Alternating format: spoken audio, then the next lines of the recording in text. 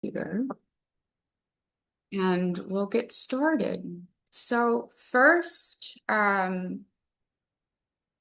let's get settled into the space. Everybody has something to write with and write on. Um, Technology is fine if you like to use your laptop or a tablet. Some people enjoy writing on their phone, and I don't get it, but if that's you, then go for it. But there is, of course, value to writing physically by hand. It does some things to the brain. And so let's find our seat and feel into the seat.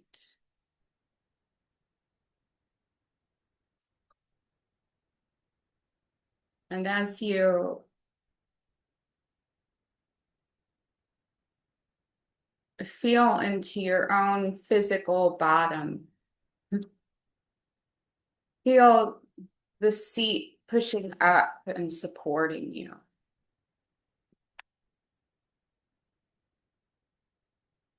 And as we move the attention up the spine, stacking one vertebrae on top of another, like a stack of golden coins. The central channel runs, it's like a tube about the size of your thumb, runs in front of the spine, vertically through the crown of the head. And so this energy of the central channel goes all the way up into space. And as your seat supports you, so does this string. You can imagine dangling from a string, flowing down. Your body comes down through the crown, your shoulders, the ribs. And so we're supported and we're tall and light. My Zapchen teacher, Laura Lund, this is a method of recognizing nature of mind through the body directly. She likes to start everything with some yawning, which I really like. So I invite you to join me in yawning for a couple minutes.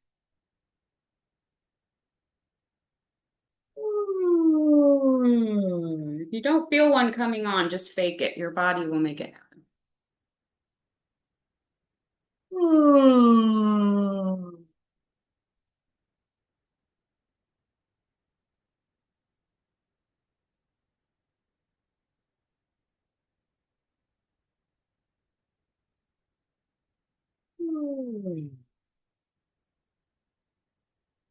This does a few things. It signals to your body that this is the time to rest.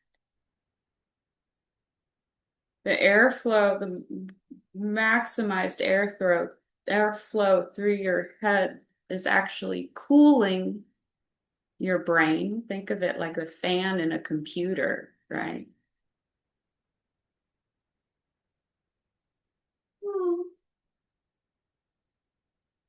We're going to be thinking a lot, so we want that nice and relaxed.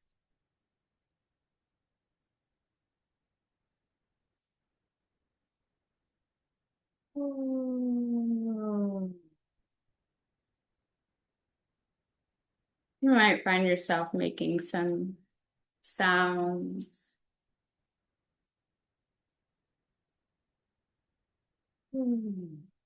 You might like to kind of chew on the yawn a little bit.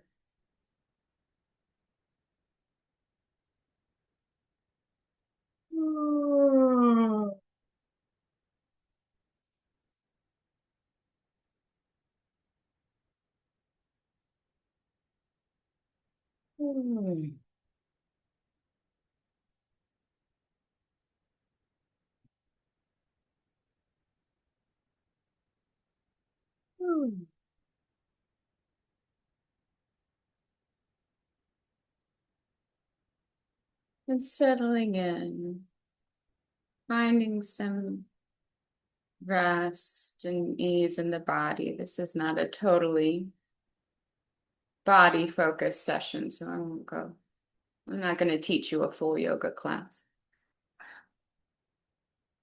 but it's taking some time to get settled, get the body prepared, and then we'll do the mind part.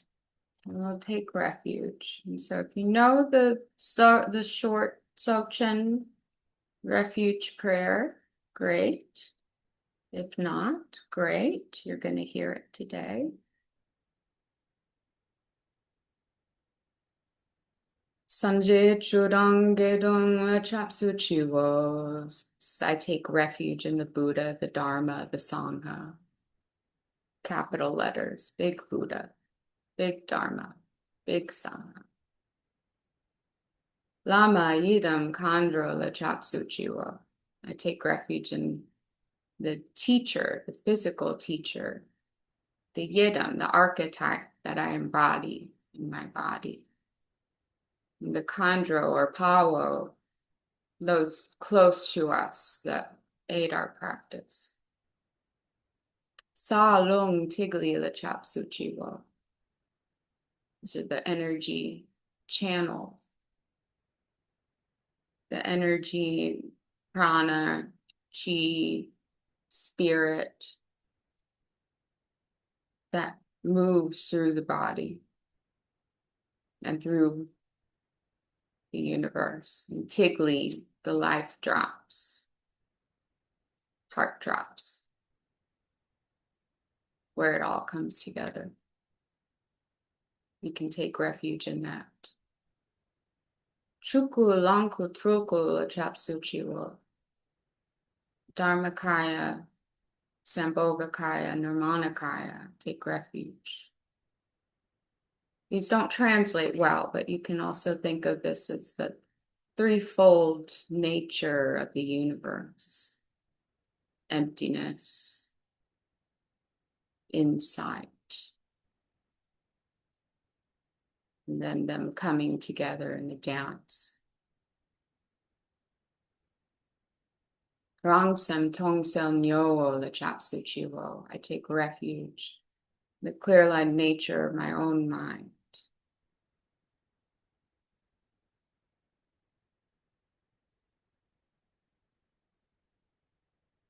And all of those aspects all come together.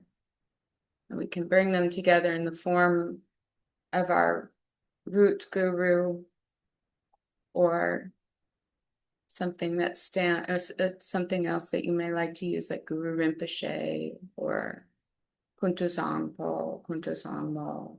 And that comes on the crown of your head and comes down the central channel into the heart. And for this first session, we're going to stay right there in the heart.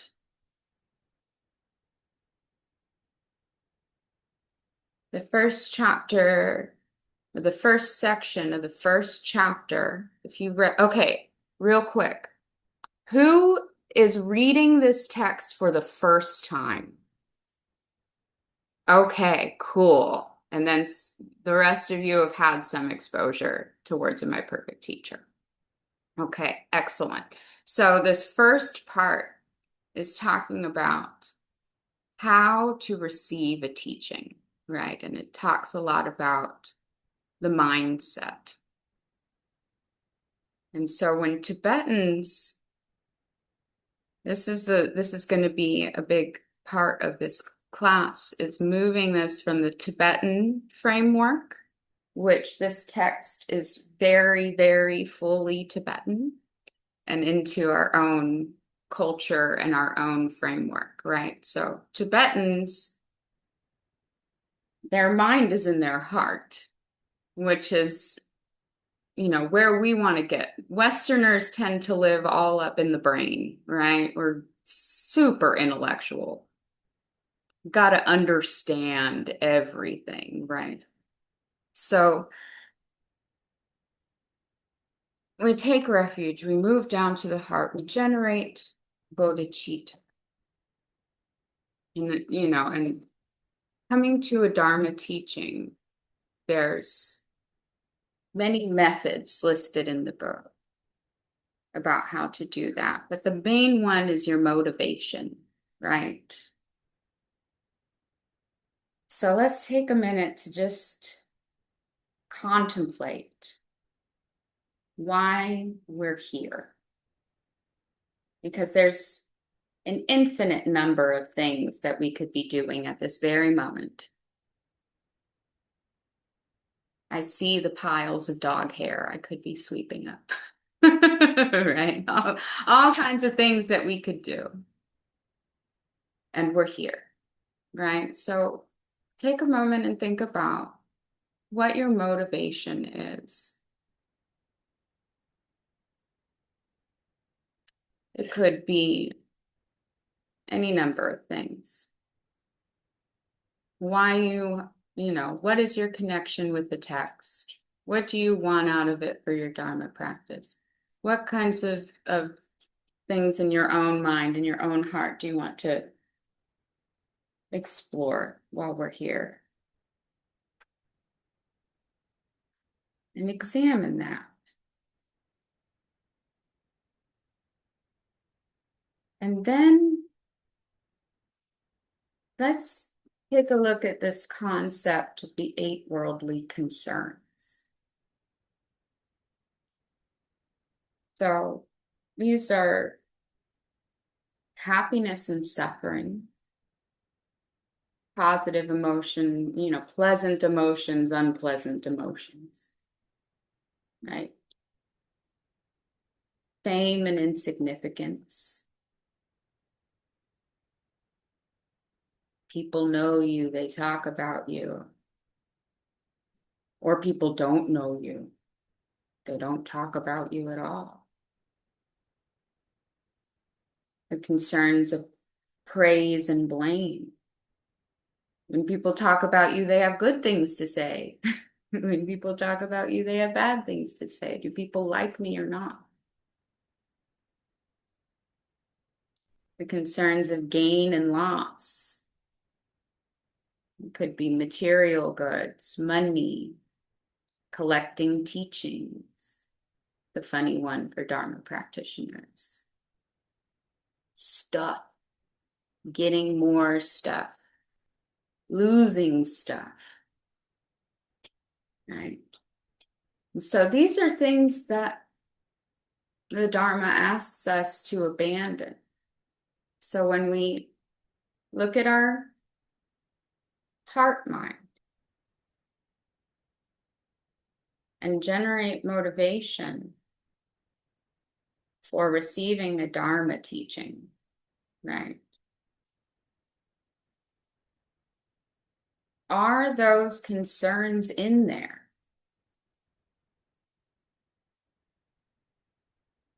Is there fear? Is there hope? Am I here to be better at my job or find wealth or get people to like me? Am I here because I have negative emotions and I want to get rid of those for my own comfort? It's a tricky one.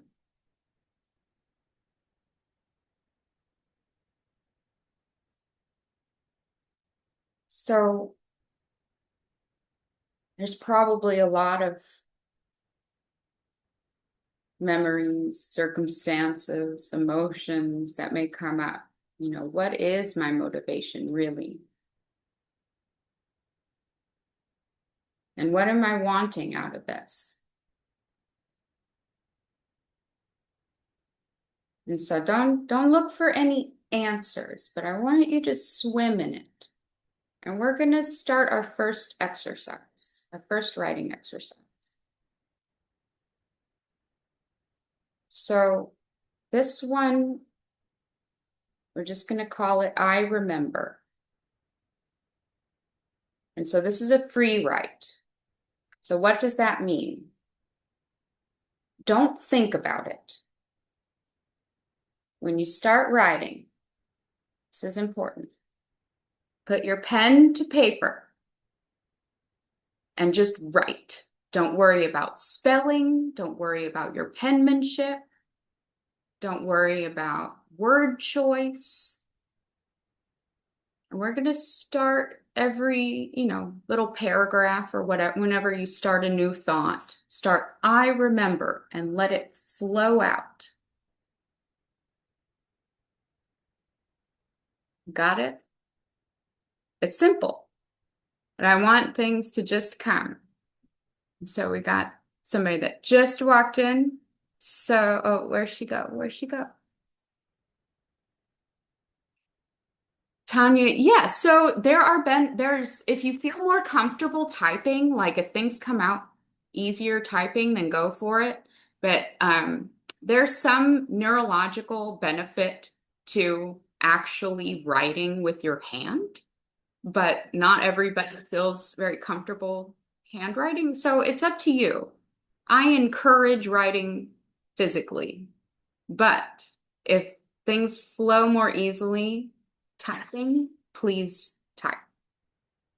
So our first exercise is to start each thought with I remember and let it all come out. Don't think too much. And we're going to start with 5 minutes. 5 minutes. Let me set my timer. Again, don't think, feel in your heart. Let it out. I remember. And I'm going to mute myself and we'll, ow, I've got a bird biting me. Okay.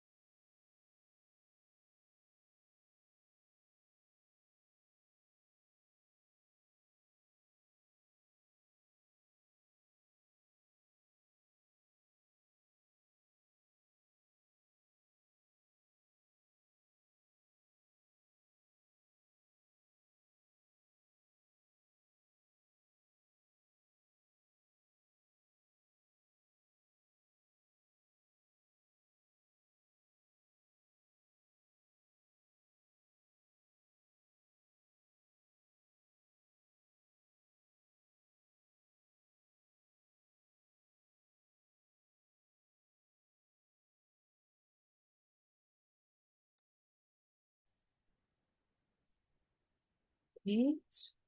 Wrap up your thoughts.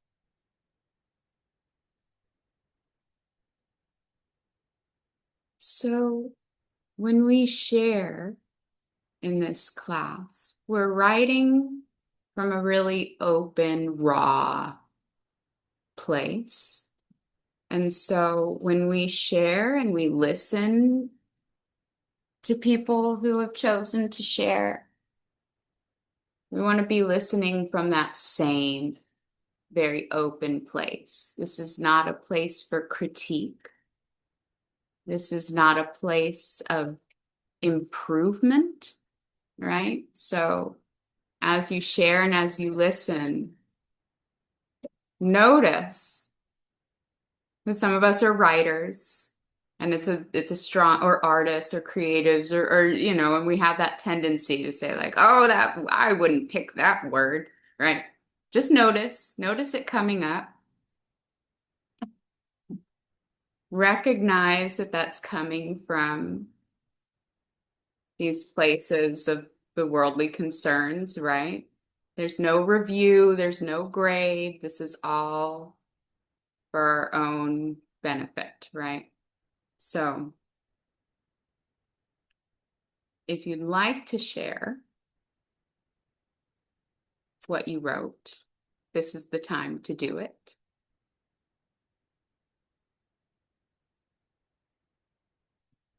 Is there anybody who feels really compelled? Josh, please. Yeah, it's the first memory really, not so much to read what was there, but my first memory is just 2 days ago because I went back with a friend after a retreat in Wales. We went back to a place I used to wild camp, and it was really the place where I started connecting with spirituality and becoming aware of. We used to pick magic mushrooms there and camp in this beautiful little valley, and there's a nature spirit in the waterfall, and it was the first time I connected with like that, a nature spirit in nature, and I connected with a sense of a huge loving consciousness through everything, including through me. And that was the start. So I went back there just 2 days ago, and I was flooded with memories. We did some practice there, and I was flooded with memories of how I began to get into all this. And right now, as I'm saying that, and that was just after I'd had a job which I'd lost under difficult circumstances, and I'd been. So that whole bit of going into the mountains, wild camping and taking mushrooms was like on the back of, okay, now what? And then, yeah, so that was my first memory of just 2 days ago going back there. Yeah, Amazing. Thank that's what you. I wanted to share. Thank you for sharing that. Yeah. Is there any, do you want me to share? Victoria, you want to share? I think I saw Fig actually pop up first. If Fig wants to go, and then I'll go, or I'll go first. Fig, whatever's good for you.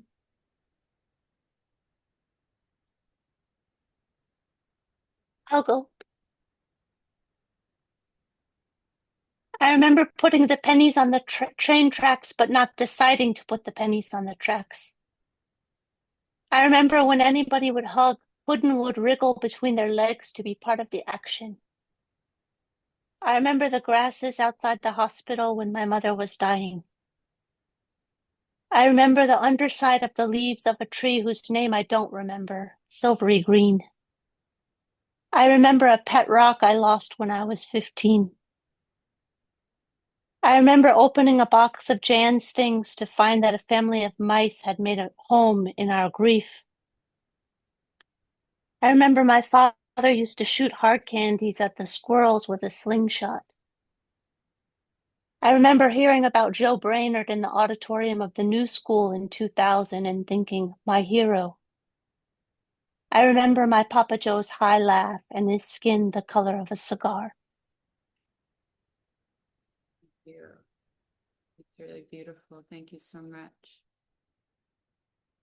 Thank you. Victoria, ready? Sure. I remember when I got the pointing out instructions from Llama, a Q&A on the World Wide Web. I remember the taste, the acid on my tongue as the nectar swallowed me whole. A flight booked without forethought, a week of beignets, monlons, tits to the wind. I remember my hunger for more after meeting Lama and moving my way down the suggested reading list on her website. I remembered this was the first book of the Dharma I ever read. Thank you, thank you, thank you, thank you, thank you. I remember feeling its significance then and throughout time to reading this book so early in my path. The exposure to the Tibetan way of thought, the explanation of some of the Tibetan metaphors, the dramatic all-in nature of the teachings, not too loose or too tight on the bowstrings. I remember standing and worshiping at the gates of the temple, feeling fully surrendered. Back then, what a baby I was, what a baby I am, what a baby I hope to remain. Thank you. Can I read? Share. I remember a time of darkness, flashing lights, distraction, and confusion. I remember wanting more, wanting stability, wanting peace, wanting love, single pointed at you, at me. I remember asking for more, for less, for the answer, for the question. I remember a way out, but where? Where do I go? What do I do? Tell me. I remember finding a still point, but it moved. Finding ease in movement and then hitting a wall. I remember giving up, knowing nothing, having no reference, asking for something totally different than anything I could imagine. I remember feeling a home, a heart space, a heart mind, bigger and bigger than I could fathom. Mhm. Would anybody else like to share what they've written? Okay, Tanya? To be honest, when you said I remember, I'm not sure I heard the whole instruction correctly, but then Okay. I just started writing, so I'm not sure what exactly the instruction was. But so what I wrote was uh, I remember that it matters letting life flow through my heart, letting life flow through the pain, letting life flow through any contraction, through any fear, through any terror, through any joy, through equanimity, through ups and through downs, with the sun and with the rain. Uh, I remember life that is within the heart of the heart of the heart, a fresh and ancient, ever new, ever, I can hardly understand my own writing, ever present. I remember I'm never broken, even if never healed yet never broken. With the nervous system, with the human setting exactly the way they are. Even when crying, especially when crying, open, raw place. I'm curious what the instruction was. Exactly that. Exactly that. You just you got here right after we just kind of took refuge and got started, but you followed it exactly right, and that was beautiful. Thank you so much. Thank you. Thank you. Yeah. Raymond, you gonna give it a go? All right, I'll try. Can you hear me? I can. All right. I remember the pain of being ignorant of others' pain. I remember the change in how things look now. Uh, I remember putting on my glasses after trying to squint to see. I see service as the ultimate goal. I remember thinking money was something tangible. I remember when I was young and life was very simple. I remember wanting to help everyone. I remember that reality can be blissful. I remember that life can be hellish. Um, there's more. Hold on.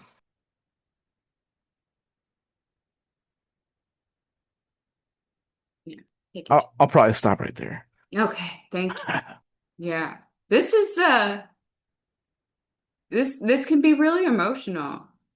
And this text asks us to be kind of ruthless in examining our own heart and our own motivations in a way that we can only really do for ourselves, right? And it's okay if things come up. They certainly come up for me, you know. And so, coming back to the very beginning, not get lost in the head. This is what we're trying to train ourselves out of as Westerners. Not to get lost in the thinking about it, but to come back to the body, come back to your seat. Find the central channel. Take some deep breaths. And remember that this teaching, right, the Dharma is not ordinary, and yet it is perfectly ordinary, right? These are teachings that belong to all of us since beginningless time, right? And it's safe to have those emotions. It's safe to feel whatever it is you're feeling without worrying about praise or blame, gain or loss, right? Fame or insignificance. To just feel it all, raw and perfect, exactly as it is.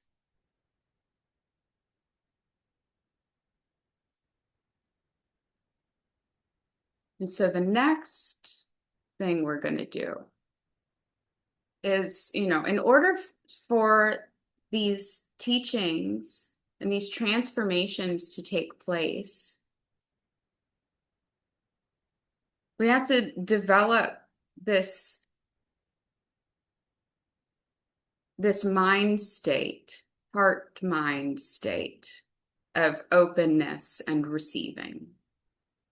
And so when it talks in the text, there's a lot of like what to do and what not to do. Did you all read those bits? To make offerings, to put your worldly desires aside, to not be disrespectful, to avoid killing during teachings, right? These all kind of feel like common sense to me. But what it's pointing at is to create something that we haven't done before, right?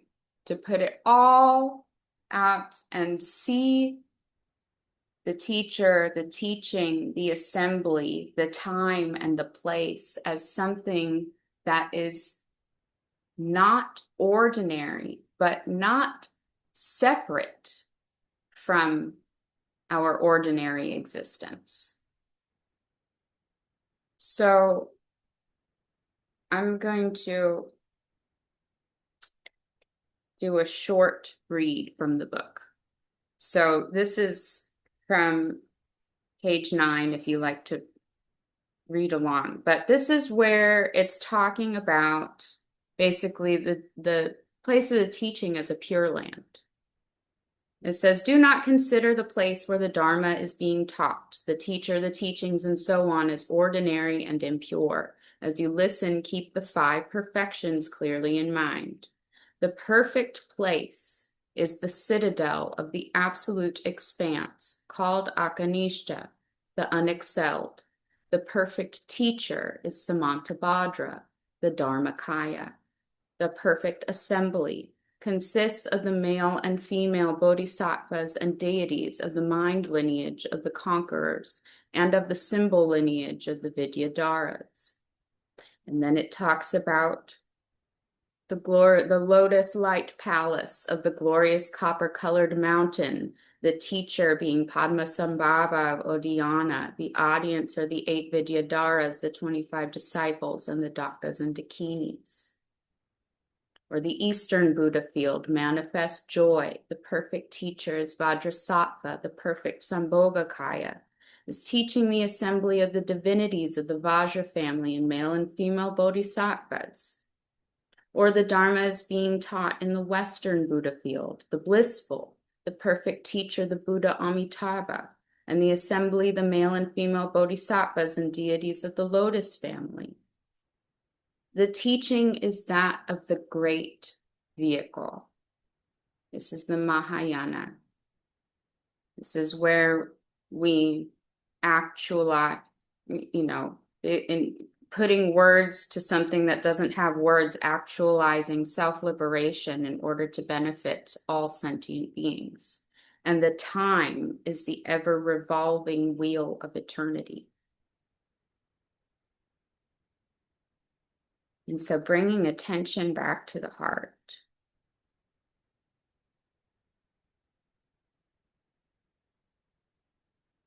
And let's think about our sense perceptions, right? Let's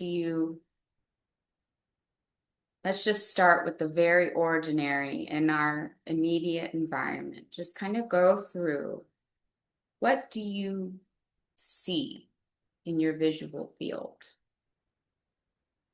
Objects, colors, shapes, form, light.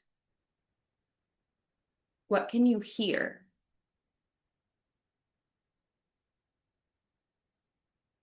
Smell, taste.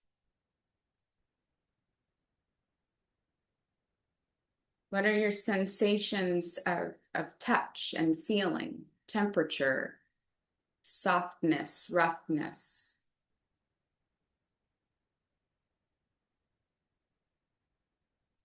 And what's your emotional landscape, your yi, your gut?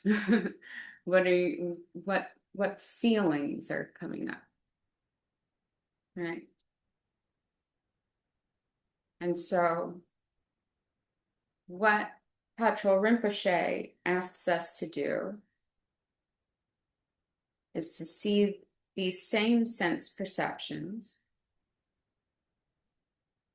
as a pure land, where the teachings can be transmitted fully, and where you are not an ordinary being and are in a space, in a state of openness enough to receive the teachings fully.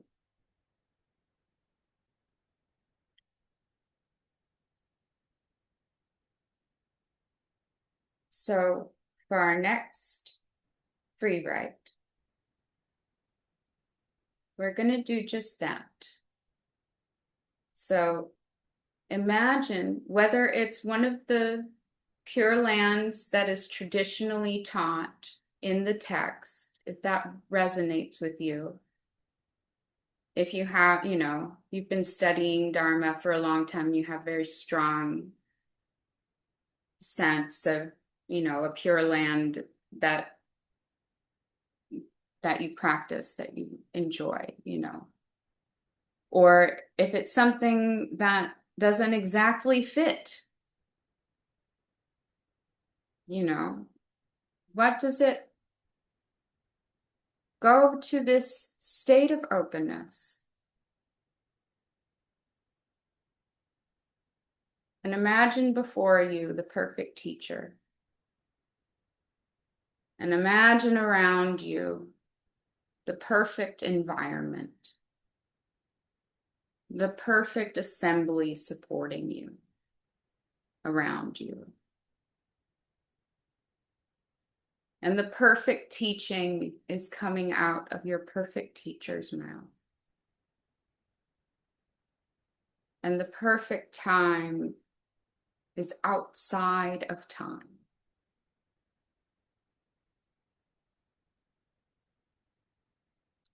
So we'll take another. We'll do 7 minutes on this one. And you can do it just like that, just 6 senses. What does it look like? What does it smell like? What does it feel like? What does the emotion, yi, heart, mind feel like?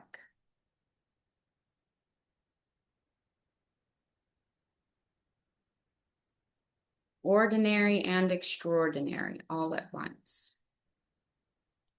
Okay, you ready? Let's go.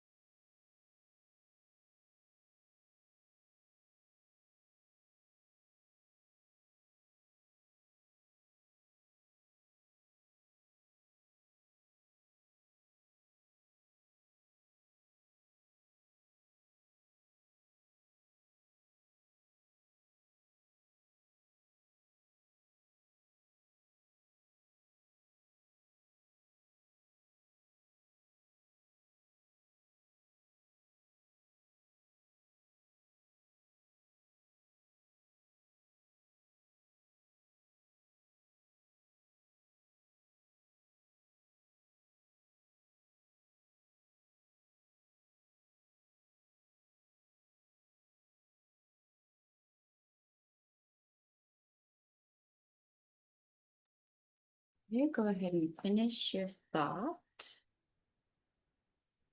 And come back.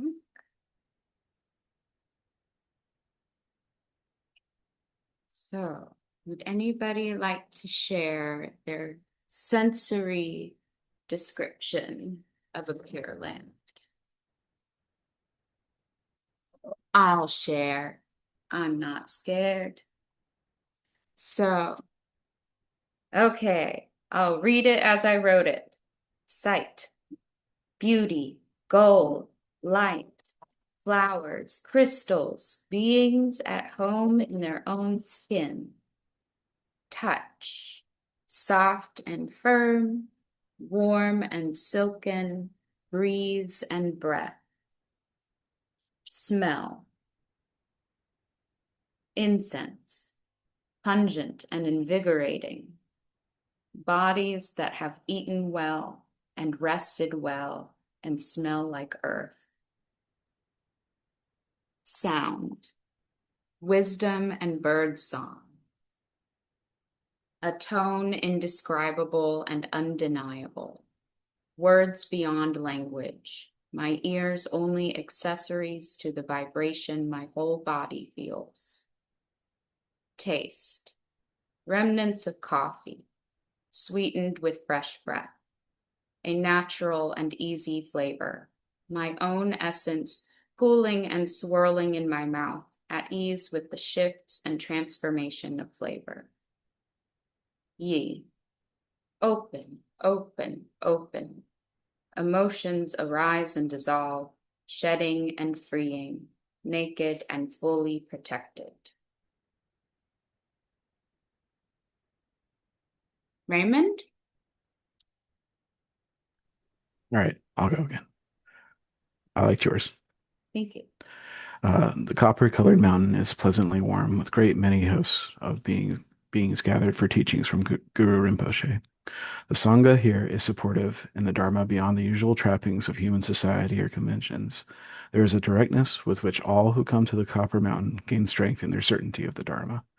That certainty leads immediately to enlightenment. All dualistic notions are smashed to bits, the warmth of the sun shining on all. There is no need to struggle anymore, as Guru Rinpoche, Padma Sambhava, welcomes those, whoever wants to, finally cross the ocean to the other shore. No longer worried, there is a great release that can occur.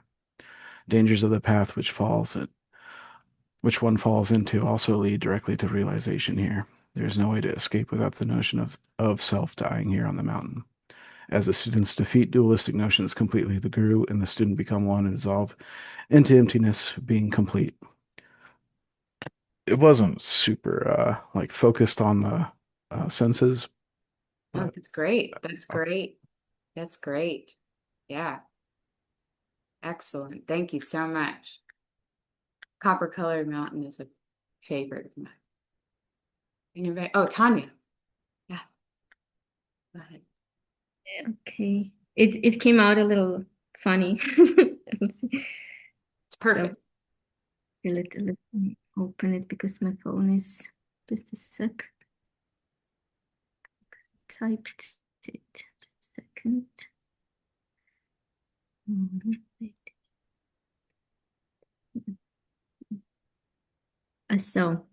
Millions of light bubbles are gently exploding in my heart. Did you ever feel an energetic orgasm in the heart? It's like that. Millions of light bubbles are exploding where the head is. Did you ever have an orgasm in the head? It's like that. Millions of light bubbles are gently and powerfully exploding in my belly, in my feet, in my chest, where the face is, in my mouth, in my jaw, in my bones, in my flesh, in the liquids, in the structures, dancing, empty, fully, blissfully, fully alive as a display of the wildest imagination. What a creation. Why? I used to ask why. Never mind. The assembly is me and I am them. Unique flickering. The teacher is everywhere. The lover is everywhere. All is I, and I is all. naked and fully protected. I took it from you or from someone. It just I just wrote it down and said, "Oh, it could be better for you." Thank you. Oh, Thank you. I love that. That was beautiful. Thank you. Would anybody else like to share? Okay, thank you, Raymond. All right. Okay. So you see, the important thing here is that very visceral, in the body experience that transforms the ordinary experience. So when we listen to a teaching, and that includes as we go on and read the rest of this book. So this is an important thing to note. Most Dharma teachings come at you folded up, right? And they're expressed in usually some kind of poetry, right? There's a very strong tradition of poetry in the Buddha Dharma, something that we come back to over and over. And so you look at things like the cuckoo song or the 8 dohas of the Mahasiddhas or Flight of the Garuda. I'm just mentioning ones that Lama Lina teaches, right? They come to us folded up, and then the teacher unfolds them for us and offers their commentary so that we can gain better understanding. Words of My Perfect Teacher comes to us completely unfolded. There's a lot here, right? And so when we read the text, we can imagine Patrul Rinpoche speaking these words to us directly, or we can imagine Guru Rinpoche speaking these words to us directly. We can imagine Amitabha speaking these words to us directly, and so on, right? So not just when we read this text, but for any teaching, we can do that same mental, emotional exercise when we take refuge and transform our ordinary into something very extraordinary and come back to these, what we wrote down, essentially, or what we can continue to explore of, what does this feel like for me to receive this teaching fully open? Because, the setting may not be perfect, right? You don't always, it may not feel very perfect. The meditation hall may be very hot, or, you may feel very tired, or you may be very hungry, or whatever, right? But I can come back to this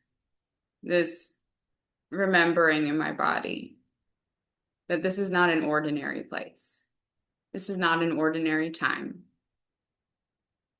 These are not ordinary words.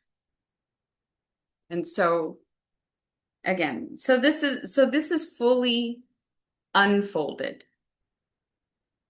And I hope you see what we're doing here is folding it up,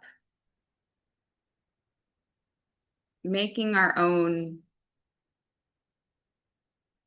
way of crystallizing these things for our own understanding and to be able to recall them later.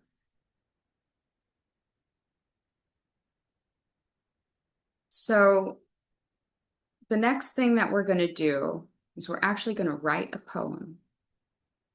Is there anybody here who's never written a poem? Okay, so you have a little bit of it, so you have an idea of what we're going to do. Now, I don't want you to panic because you already have a whole bunch of writing that you've made so far. So you can call on your own inspiration as inspiration for this. So we'll come back to this, coming back to the heart, coming back to our motivation, remembering where you've been, your own journey, your own spiritual journey, your own fears and hopes.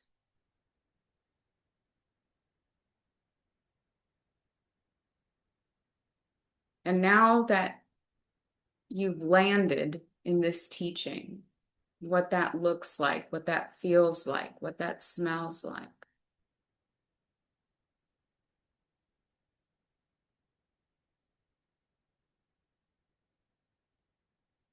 And so I encourage you to write a poem. It doesn't have to be long or complicated. It does not have to rhyme. It does not have to follow any particular structure. It can if you know some poetic structures. Would it be helpful if I gave you a couple of examples of poetic structures now, or maybe I'll save that for later? Anybody at a total loss? Okay. A very simple one is called a couplet. A couplet is made of two lines that rhyme. They're easy to write most of the time. It's easy, right? So take this first section, this whole first concept, and we're going to fold it up into 2 or 3 or 4 or 5 lines.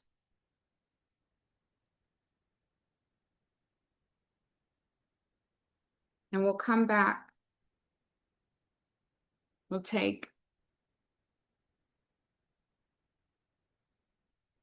do 7 minutes again. Do 7 minutes. Sorry, what is the theme? Is it all together what we were doing? Yes. So take everything that we've done, whatever you read from this first section, and fold it up into a few lines. And so it may look like just taking stuff that you've already written today and putting it together, or it may be something totally new and fresh, whatever you like. And again, no pressure to share, but if you like, there will be time. And so, is everybody clear? Ready? Okay. 7 minutes. Let's do some literary origami.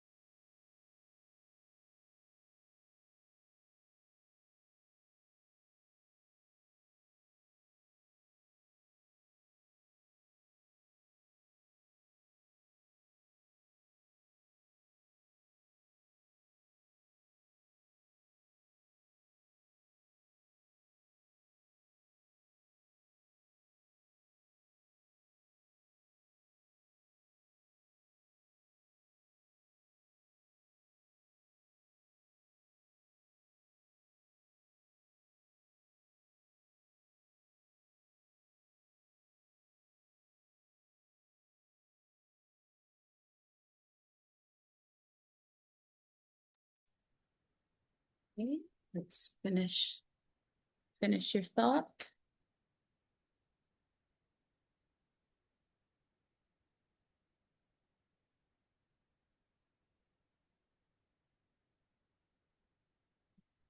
Would anybody like to share what they wrote?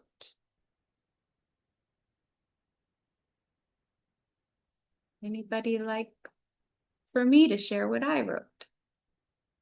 I'll share. Okay.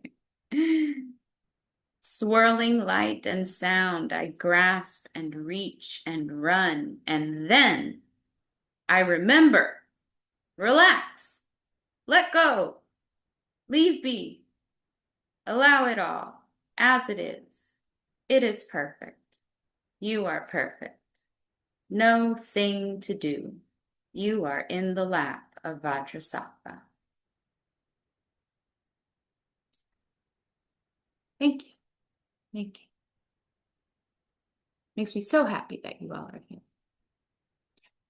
Tanya, go ahead. Okay. It's without much rhyme though, but whatever came out. Yes, so it's like this. I never knew it would be so quick. I never knew it would be so long. The time outside of the time goes quicker or does it go slower? Am I in a rush to finally get it or to get out of it or to get in it? Am I in a hurry? Am I in a rush within this cosmic splash? That's it. Beautiful. Thank you. Josh?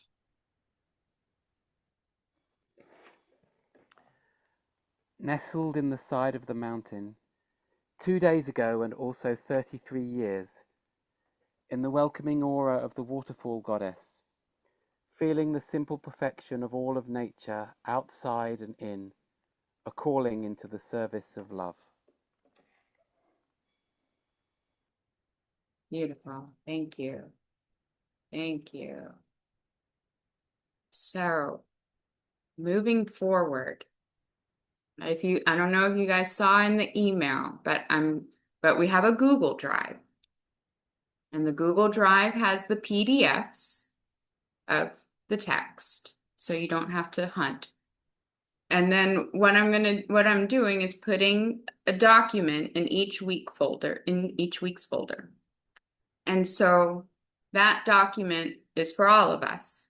And so if you would like to type up and share what you wrote today, either in the free writes or your poem, which is Lama Lena is going to be reading our submissions, by the way. She's really excited.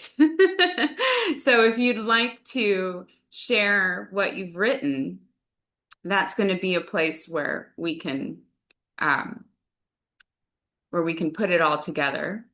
And then we can, and that's also for sharing with each other, right? Part of this practice here is, we're practicing creating. We're using our creative energy to be of benefit for beings, right? So part of that is deepening our own understanding. And then part of that is also the fruit of what we write is inspiration for other beings, right? And so, this is a way that we can take these poems and share them with others so that we can share our insights, share this fruit. And then my hope is that by the end, we'll have a really nice collection of nuggets to share about words of my perfect teacher to help fold it up for other people. And so that's something that we can share among the Sangha or with others. So I'll have instructions on how to use that Google Doc in the next email. And in between this week and next week, we'll read about a full human opportunity or precious human rebirth, as it talks about in the text. And we'll do this same thing again, but with different exercises, and then writing a poem at the end. What else did I want to say? Ah, yes. So, there's a piece of advice in here from this very first chapter from Patrul Rinpoche about when we do Dharma practice. There's three very powerful pieces to think about. First is to arise bodhicitta, right? Develop this mindset of being of benefit to other beings. And then to do the practice without conceptualization, right? Don't think about it. Just do it. Feel about it. And then at the end, we dedicate the merit. So we take all of our beautiful words, all of the beautiful things that we experience today, things that we discovered or explored, what we wrote, our lovely social time here, right? And we dedicate that to all beings. We give it all away.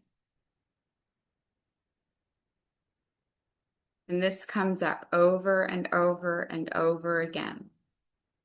Arise bodhicitta. Do the practice without conceptualization. Dedicate the merit. And so as we reach the end, I want to thank you guys again so much. So much. This is like my heart is overflowing, and if I talk too much more, I will cry. I love you all so much. Thank you for coming. And as this will be recorded, thank you all for watching and following along in the fourth time. So let's dedicate the merit as all beings who walk before me, all beings who will walk after me, and all beings that walk with me on this path. May we all experience the nature of our minds and be free from suffering together, all together. Gewadi Nududa Chechi Sala Gopasho.